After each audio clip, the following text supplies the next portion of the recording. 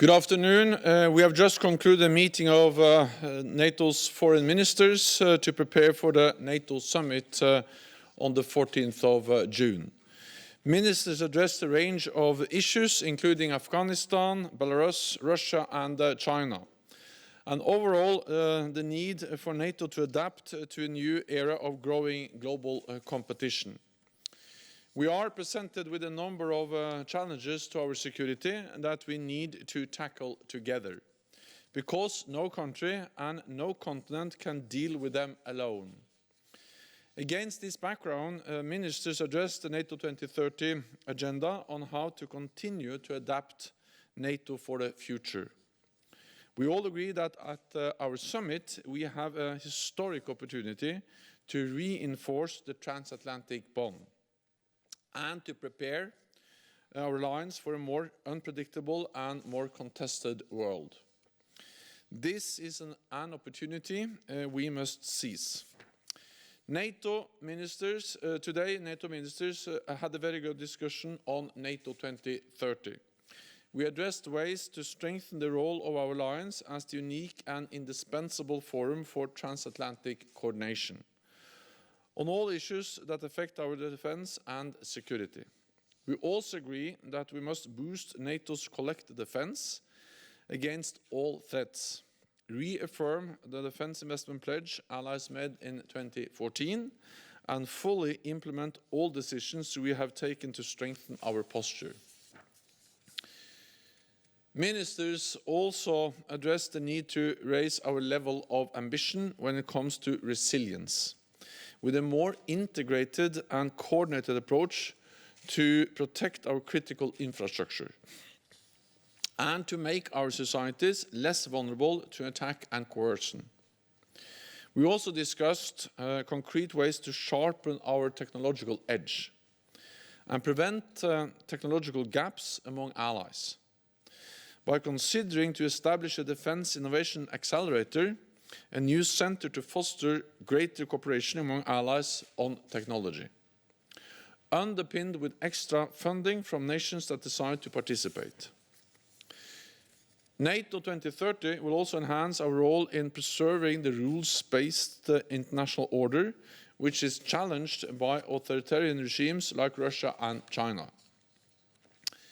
We have strongly condemned the serious violation by Belarus of the norms of international civil aviation and the fundamental right of the freedom to speech.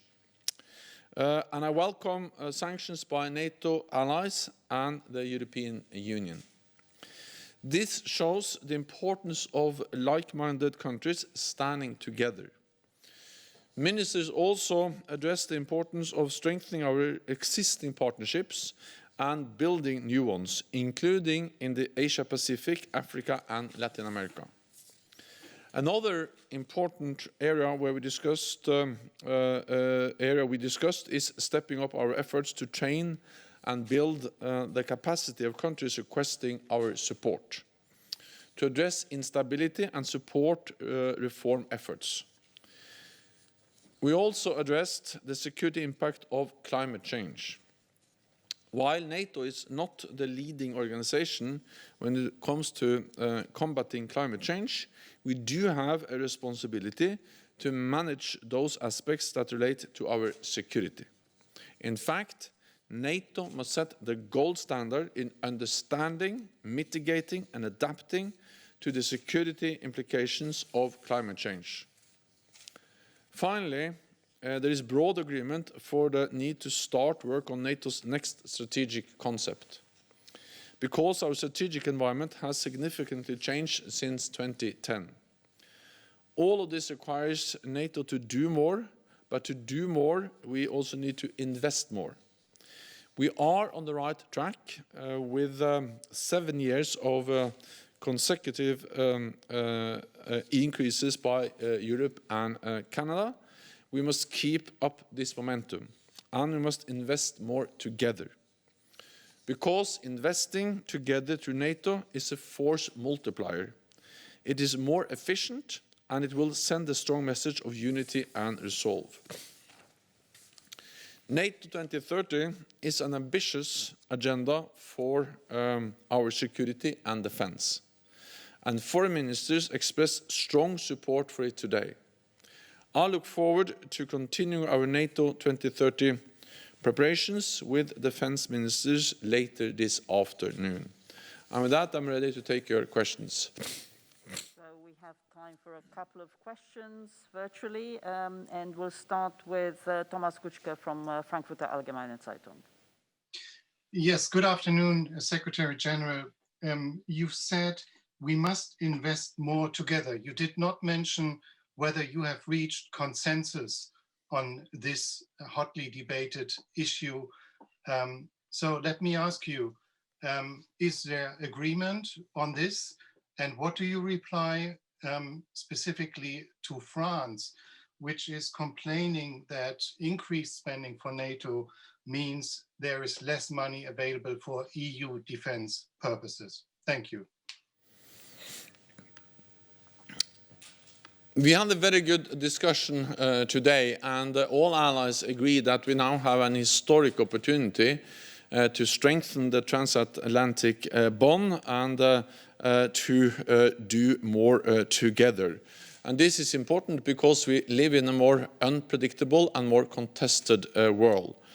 There is broad agreement that this will require additional resources, and I'm confident that by the summit we will set an ambitious agenda for NATO 2030. Let me also add that there is no contradiction between national defense efforts and NATO. Actually, NATO is the cornerstone for the security and the defense for all NATO allies. And spending together is a force multiplier, is an efficient way of spending, and it also sends a very clear message to our own populations and to any potential adversaries. And then, of course, spending together is a way to invest in the bond between Europe and North America, because NATO brings Europe and North America together every day. And therefore, increased common funding is a way to provide more resources for higher readiness of forces, more exercises, investment in infrastructure, pre-positioned equipment, and also working with partners. And I'm confident that when leaders meet in a couple of weeks, we will agree an ambitious and forward-looking agenda on all issues covered by NATO 2030.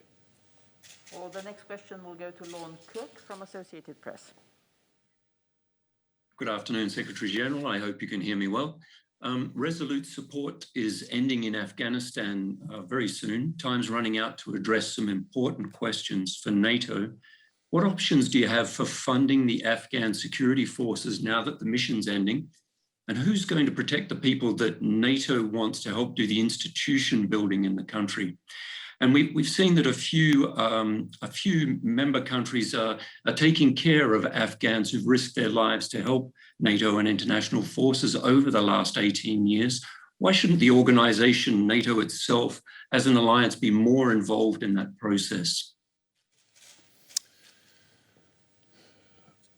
We are ending our military mission in Afghanistan, but we will continue to provide support to the Afghans, and we will do that in different ways. We will maintain our civilian presence in Kabul to provide advice and capacity building for the Afghan security institutions. We will continue to provide funding, and in our meeting today, several allies stated clearly that they are committed to the decisions we have already made to provide funding. And we will also help to support the Afghan security forces by now working on how we can provide out-of-country training, especially for the Afghan Special Operation Forces. And then we are working on how we can support critical infrastructure, including the continued running of the international airport. This is, of course, important for NATO and NATO civilian staff in Kabul, but also for the larger international community. And we are addressing issues now related to security and other issues, including funding.